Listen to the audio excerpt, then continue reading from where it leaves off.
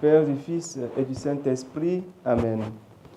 Frères et sœurs, demandons l'assistance de l'Esprit Saint afin qu'il nous éclaire pour que nous puissions mieux comprendre la parole du Seigneur, la méditer et la mettre en pratique dans notre vie.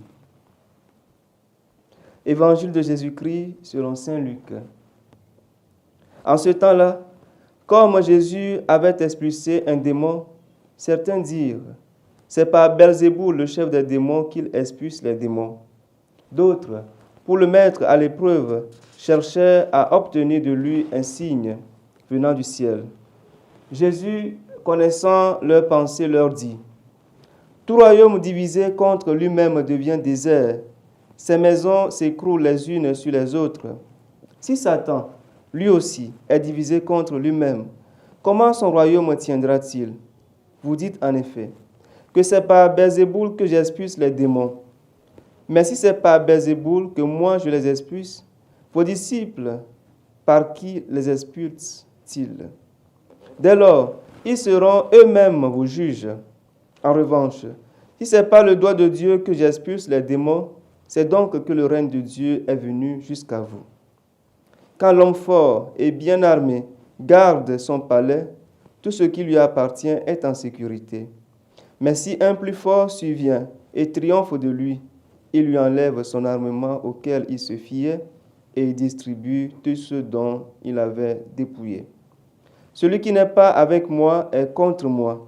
Celui qui ne rassemble pas avec moi disperse. Quand l'esprit impur est sorti de l'homme, il parcourt des lieux arides en cherchant où se reposer, et il ne trouve pas. Alors il se dit, je vais retourner dans ma maison d'où je suis sorti. En arrivant, il la trouve balayée et bien rangée. Alors il s'en va, et il prend d'autres esprits encore plus mauvais que lui, au nombre de 7. Ils entrent et s'y installent. Ainsi, l'état de cet homme-là est pire à la fin qu'au début. Acclamons la parole de Dieu. Louange à toi, Seigneur Jésus. Frères et sœurs, aujourd'hui, le texte de l'Évangile nous présente le Seigneur Jésus qui vient de délivrer un homme possédé par un démon. Autour de lui, des personnes réagissent de façon déconcertante. Au lieu de louer le Seigneur pour la merveille qu'il vient de réaliser, certains lui demandent d'en faire un autre pour qu'il croie en lui, et d'autres l'accusent même d'être de connivence avec le chef des démons. En effet, ces deux groupes de personnes expriment une attitude qui se retrouve beaucoup dans nos sociétés.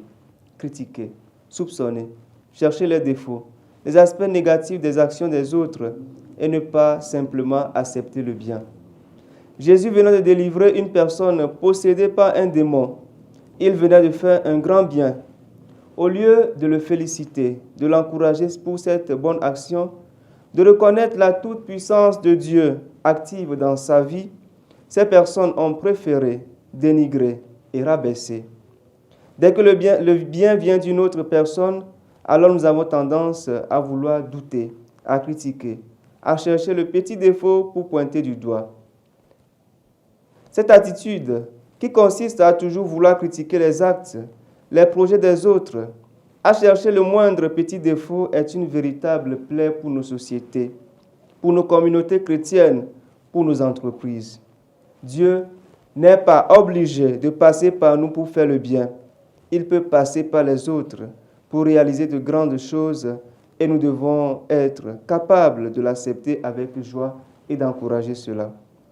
Ainsi, peu importe par qui Dieu passe pour réaliser un bien, l'important finalement c'est le bien qui est fait et les personnes qui pourront en profiter ou en bénéficier. Nous ne devons pas être des freins, des obstacles à l'œuvre de Dieu sur la terre. En nous comportant de cette façon-là, nous détruisons au lieu de construire avec Jésus. Nous agissons contre Dieu lui-même.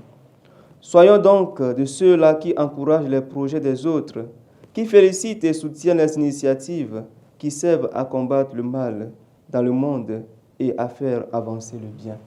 Demandons aujourd'hui la grâce du Seigneur pour aider les autres, pour percevoir dans leur vie la présence de Dieu, au nom du Père, du Fils et du Saint-Esprit. Amen.